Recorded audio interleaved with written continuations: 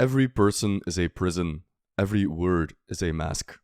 Question: who are you? Who are you really? What defines you? Who is the real you? The one who tells a story at the pub with friends? The one in bed with a person you love? Or the one who's all alone in your room? Throughout life, we play many roles. You might be the ideal grandson in one situation, and the boisterous drinking buddy in the next, the caring boyfriend, or the unscrupulous stockbroker. For each role we play, we put on a different mask. So let's talk about masks for a second. In his landmark work Beyond Good and Evil, Nietzsche discusses the psychology of the mask. Throughout the work, Nietzsche talks about self-deception, wearing masks to appear normal to other people, the psychology of playing roles, and the question of where our values come from. But you have to read between the lines a little bit. Beyond Good and Evil is a notoriously scattered book, with Nietzsche jumping from one theme to the next with reckless abandon. This video will guide you on your way. By the way, we've done a full analysis of the entire book of Beyond Good and Evil, and there is more Nietzsche on the way. So please subscribe, as it also helps out the channel a great deal. With that said, let's dive in. First, we need to set the stage with Nietzsche's views on truth. This might sound obvious today, but Nietzsche argues that there is no necessary connection between happiness, morality, and truth. In fact, the truth might be horrifying, traumatizing, and it might be dangerous to know certain things. Aside from being a shot at Socrates, who argued that all evil stems from ignorance, he explicitly targets the German idealists of his day who similarly believed in the Platonic unity of knowledge, justice, and beauty.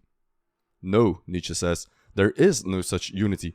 Justice does not flow from knowledge, or vice versa, and what is true might very well be harmful or ugly. Nietzsche's skepticism on the value of truth finds its origin here, in his disbelief in that Platonic unity which had been part of the philosophical tradition for thousands of years. But that's not to say that Nietzsche says truth doesn't exist, or that it is not worthwhile to try and discover the truth. Rather, he simply says that searching for the truth does not make you a better person in the moral sense. In fact, for the discovery of certain portions of truth, the wicked and unfortunate are more favorably situated and have a greater likelihood of success. Far from being beautiful, Nietzsche hints at the possibility of the truth being ugly instead, or rather, horrible. The fundamental constitution of existence might be such that one succumbed by a full knowledge of it. Indeed, it might. We cover this full knowledge of the fundamental constitution of existence and its effects on the psyche in our video on Nietzsche's analysis of Hamlet. Check it out if you're interested. What's relevant for this video is this Nietzschean idea that the truth is hard to accept, that it's ugly to look at, that it's traumatizing to experience. It follows from this that the strength of a mind is measured by how well it can handle pure, unadulterated, dry truth.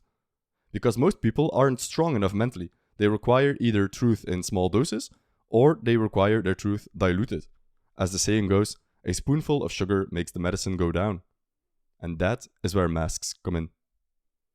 What is the purpose of a mask? To hide your face. We put up a front, take on a false identity.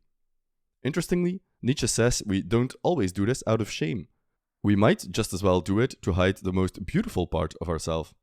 Of course, Nietzsche is not talking about literal masks. What he means by the term is the adoption of a persona. We pretend to be someone we're not, either for good or for evil. What matters is that something prevents us from being our true selves. Are we afraid to be ourselves, or ashamed? Or are we maybe too proud to put ourselves honestly and completely on display? Nietzsche has some unique thoughts on the matter. Everything that is profound loves the mask. The profoundest things have a hatred, even of figure and likeness. A fragile, deep, profound nature instinctively revolts against the idea of being well-defined, much less well understood. What do we mean by this? For Nietzsche, a profound individual, of which the philosopher is the best example, has a deep and fragile nature. A recurring theme in Beyond Good and Evil is how someone's philosophy is a reflection of his personality. So Immanuel Kant, the philosopher who famously held to such a strict routine that you could set your clock to his daily walk, had a philosophy predicated on the unquestioning adherence to the categorical imperative. Spinoza, the lensmaker who was well versed in physics and mathematics, set out a philosophy that took the form of a huge, logical, mathematical proof. And the Christians invented an imaginary world, the kingdom of heaven, in which they'd enjoy an imaginary revenge for their oppression in the real world. But what a philosopher ultimately decides to write down in a book is only a small fragment of his thoughts, his personality, his experience. It's only a reflection, not the real thing. It's diluted. It has passed through a filter. It's redacted, edited. It's changed. Someone's philosophy is never completely written down. A part always stays behind, forever hidden to the world, and only known by the philosopher himself. Because of this, a philosopher is always misunderstood. But that's actually a good thing. As Nietzsche says, every philosopher is afraid of being understood. If a philosopher were to be completely understood, it would mean that we have gained insight into the deepest recesses of their soul, the innermost part of their nature, their dark and deep desires. It would be a look at their psyche unmoored from morality, freed from the biases of culture, an unrestricted reign of the soul, a cold, hard look at naked reality beyond good and evil. Stars, hide your fires. Let not light see my black and deep desires. Is it any wonder that such a profound spirit would rather be misunderstood than to be understood? That he would rather guard his innermost self with words and writings carefully thought over, instead of giving himself completely to the world? I could imagine that a man with something costly and fragile to conceal would roll through life clumsily and rotundly like an old, green, heavily hooped wine cask, the refinement of his shame requiring it to be so. A man who has depths in his shame meets his destiny and his delicate decisions upon paths which few ever reach. This profound spirit, the ideal of the philosopher, who ventures underground and tries to come back to the surface with the truth he found there hidden, he would present something alien to those around him. He would appear to others as someone dangerous, maybe even crazy. A mask becomes necessary. Such a hidden nature, which instinctively employs speech for silence and concealment, and is inexhaustible in evasion of communication, desires and insists that a mask of himself shall occupy his place in the hearts and heads of his friends. As far as I understand them, as far as they allow themselves to be understood, for it is their nature to wish to remain something of a puzzle. It's one of the major themes in Nietzsche's work that people would rather have untruth than truth, and this idea finds expression in Nietzsche's psychological portrait of the philosopher, someone who has to don a mask out of necessity, to shield his true nature from those around him, his friends and loved ones who wouldn't understand, who wouldn't be able to handle the truth, those who haven't gone underground themselves, who remain on the surface, those who are quite literally superficial. It's the curse of the profound spirit to be misunderstood, but even worse is to be understood. Every profound spirit needs a mask. Nay, more, around every profound spirit there continually grows a mask, owing to the constantly false, that is to say, superficial interpretation of every word he utters, every step he takes, every sign of life he manifests. It's necessary to create a mask in order to hide your true self from other people. But the more interesting psychological phenomenon is creating a mask for yourself. We've mentioned moral biases before. Humans are so steeped in culture and the value systems they espouse that donning a mask was a necessary defense mechanism to shield the true philosopher from the judgment of his fellow man.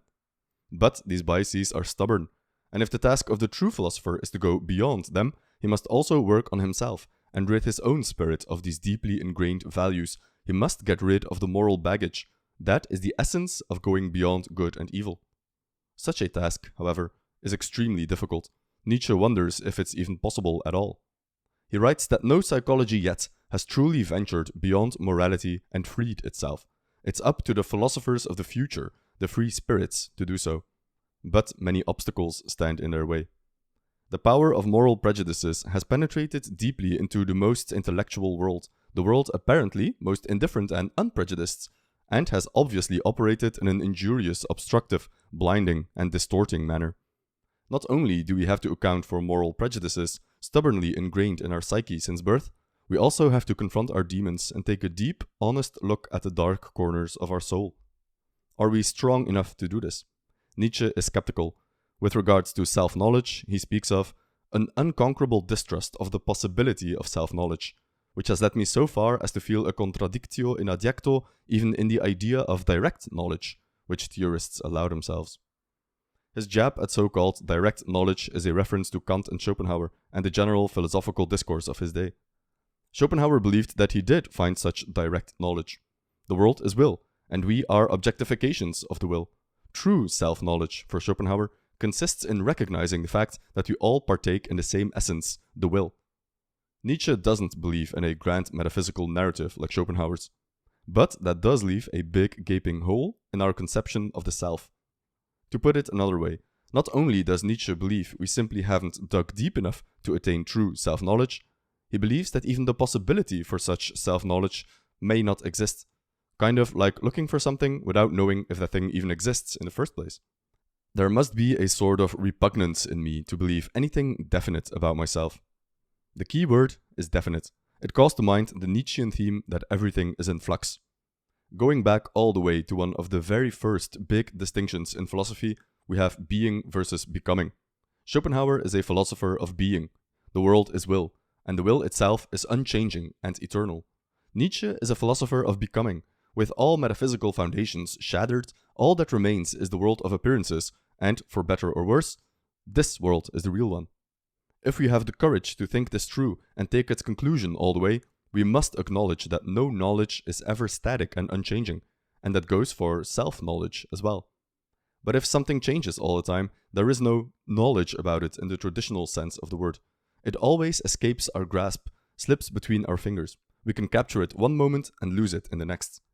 This is also why Nietzsche is the philosopher of growth, because what is growth if not change? So to take a step back, in our quest for self-knowledge, we encounter two obstacles.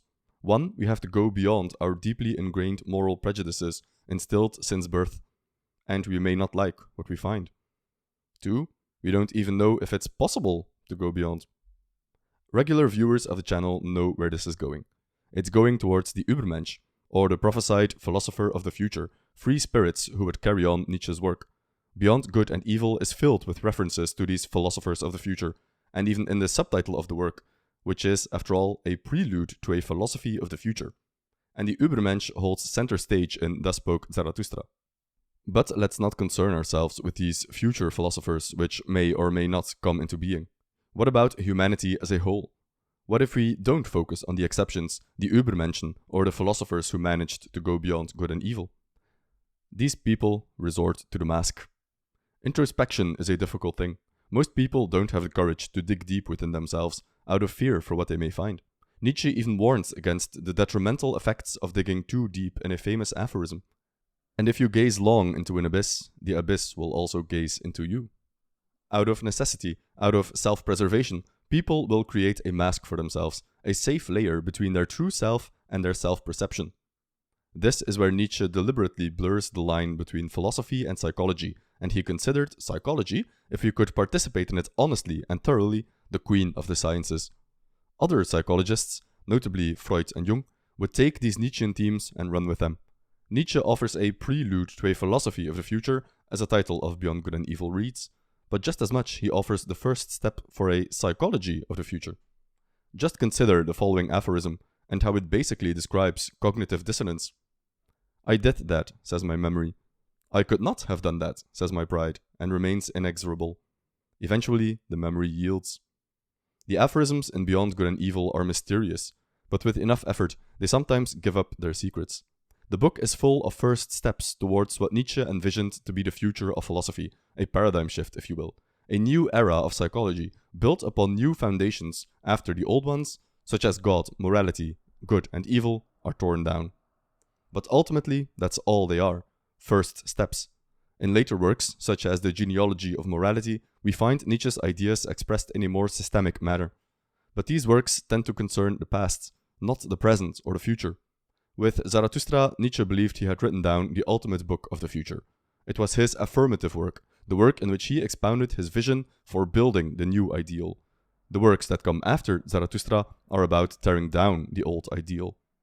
Beyond Good and Evil occupies a strange middle ground, being written as an extended explanation of themes first described in Zarathustra, but also engaging in lots of critical destruction. And perhaps more than any other work by Nietzsche, it deals with psychological themes.